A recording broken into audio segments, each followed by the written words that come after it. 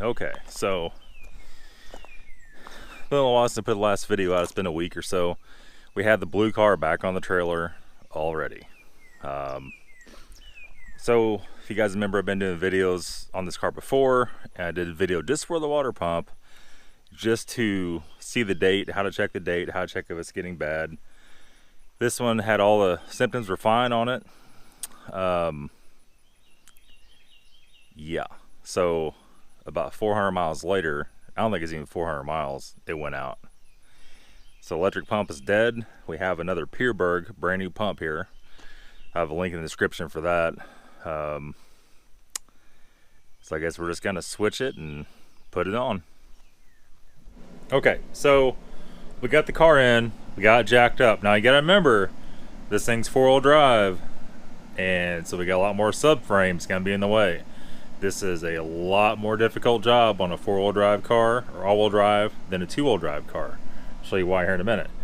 Got our pump here. It is brand freaking spanking new, and it is a Pierberg. It does come with new aluminum bolts, so that's a good thing.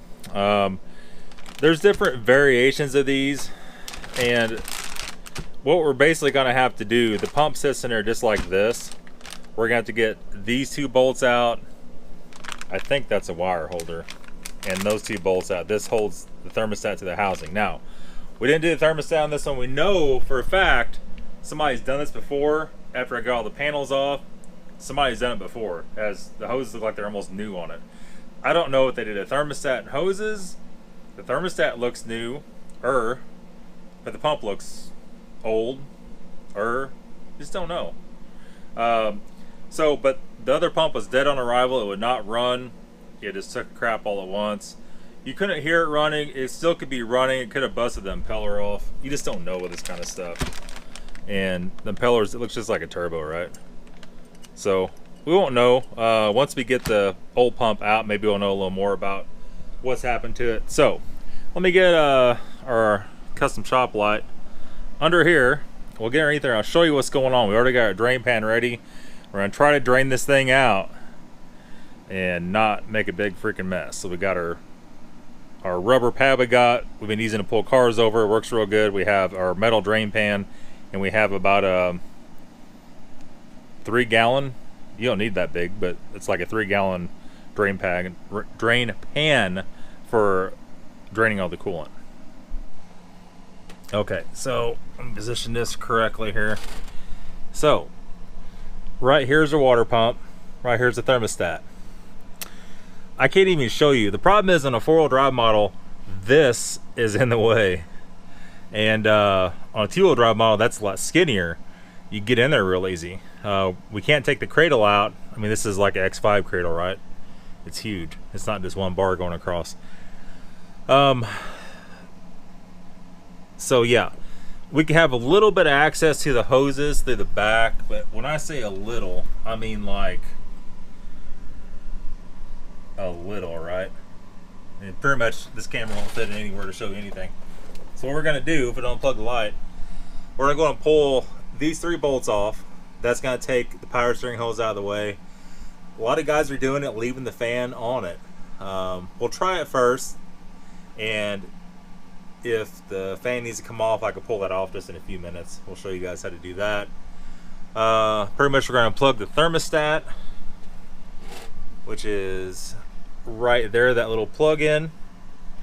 We're gonna unplug the pump, which unplug the pump is in the front on this one, is like right there. And try to get 4 bolts out and see what that last one is. I think it's a wire hanger, but it could be, hard telling. Could be something else. Now, what we're gonna do right now, we're gonna go ahead and drain it. So on the back side of here, we're just gonna try to take the lowest clamp off of everything. We want it at the lowest point so it drains everything out. We'll open that up. We'll give it a good 5 or 10 minutes to drip, and we'll just push that hose back on. We'll loosen the other one up and pull it off, and we'll just push it back on when it's just only dripping. And hopefully we're not wearing half the stuff and it doesn't run over the subframe and run over here and run over there, and it's gonna be a good one. I don't know, let's see. Okay, so here's where we're at. I just unplugged the thermostat. That allowed me to get my crappy pry bar down in there after I loosen the clamp. I just push that hose off from up here. Now, a lot of guys are taking the sway bar off. This car's a little bit different. You could take that off, but you're going to have to move this lower coolant line, and we're going to try not to do that. If it comes down to it, we'll have to do it. It looks like there's two, a 13 there and a 13 there. It takes the coolant line off.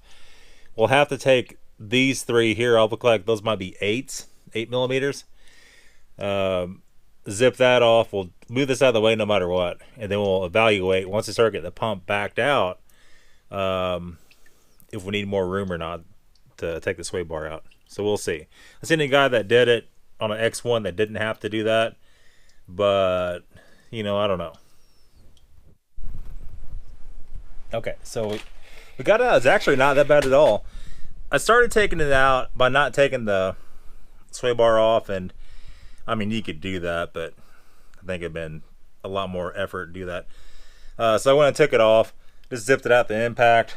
I use the impact on all this stuff. I use my little universal, and there was 2 tins holding this coolant pipe onto the frame, and we just zipped that out. That big bracket that holds the power steering line actually does have 1 tin bolt on top, but you got to take the 3 nuts off and move that out of the way to get to it. So I took that off with a ratchet wrench, with a 10 millimeter ratchet wrench, and all I have is 12 point, and it worked fine because none of this stuff is very tight. And I use a ratchet wrench to take out the bottom 2 bolts, a ratchet wrench to take out the 2 10 millimeters that hold the pump to the thermostat. As you can see, well, maybe you can see, maybe.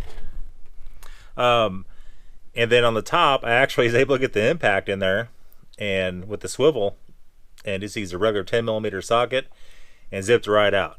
These bolts are aluminum, so they're not tight. They're basically just snugged up. I wouldn't put it back in there with the impact.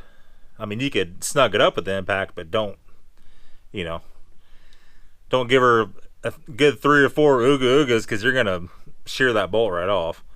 All the stuff just meant to be snug. The plug came out, no problem.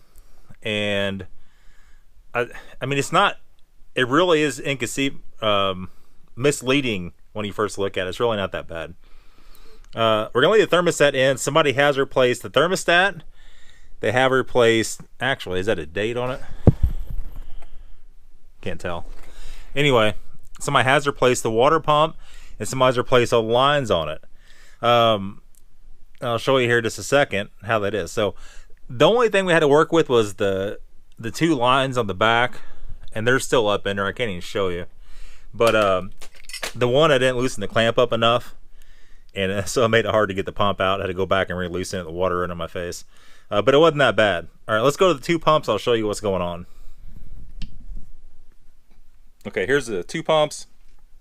Now, somebody has replaced this pump. It's not the original pump, and the car is 07. If you can see here, you barely see it. It has a 2009 production date on it, and you can see a little bit on the new one. The new one says 2017. The 17, a little circle, and then the dots tell you what month. I don't remember how to read that exactly. So yeah, we're gonna go back in with this Pierberg pump. As long as they clock the hose clamps right, so we could tighten them. They weren't clocked really right, and I got them off anyway, using a 6 mil with a 1/4 inch drive ratchet. So yeah, so the new pump, the impeller, is good.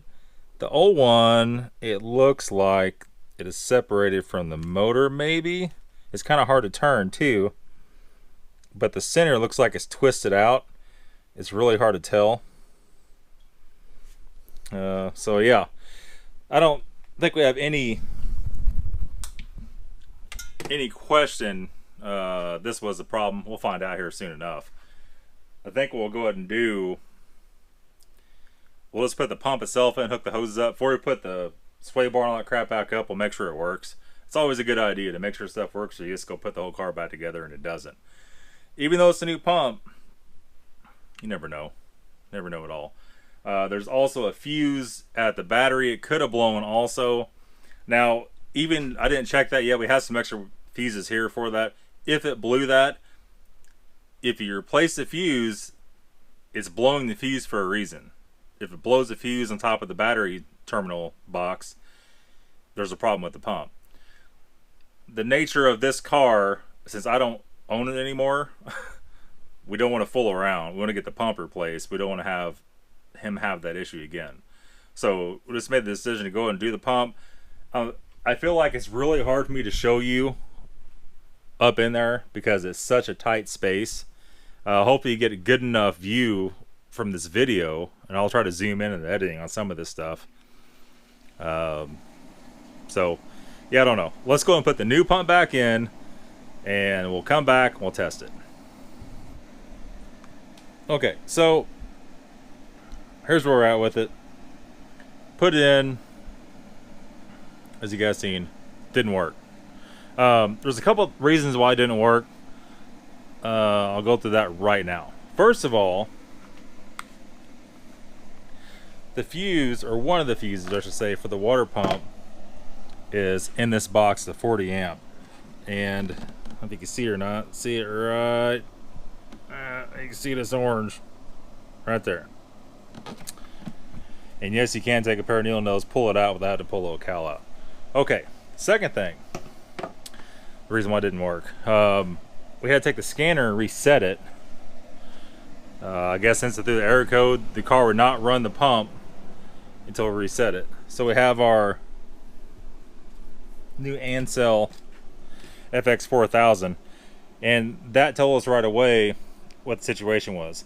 And I left it up on the deal here, so it's 2E8083 was the code, and it had two codes. It had no power at pump, or no power at I don't remember exactly what it was, and then we had that code. So the no power was because it wasn't reset. That code in there was because there was no water in it. I didn't want to dump coolant in it until you know, we knew it was good, but I couldn't, it wouldn't run without doing it. So I ended up putting water and coolant, both mixed it, and then it ran. Now, if that's still not your issue, there's one more thing. Get around the car here. And it's back here on the battery. We have the little power block.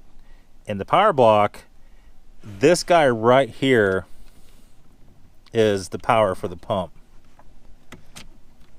Okay, and these little black things up here are fuses. So if this fuse blows, you got to buy a whole new little power block, and you can unplug it. You can jump power right to that from there with a little jump lead, and that'll tell you with the pump run. Now, as soon as you jump power to it, the pump's not going to come on. You need to go do the bleed procedure for it to come on. Get it back in there, awkward angle. Get in there, come on. So the bleed procedure, as you guys know, is you push the button. Well, we'll just do it. We'll just do it. I showed you guys before, but whoever's watching this looking for water pump problems may not know this issue. Car's so jacked up, it's hard to get in. Okay, so first we're going to go over here. We're going to push the key in. Don't push in the brake. Push the button like you're going to start it. Just like so. We turn the heat on max, the fan on low. Always roll the little rolling knob to hot. And then we're going to hit the accelerator, hold it for 12 to 20 seconds. I don't remember exactly what it was. You hear it kick on though.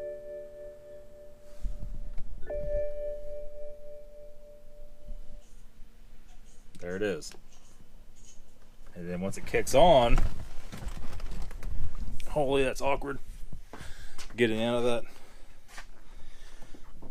It'll cycle off and on.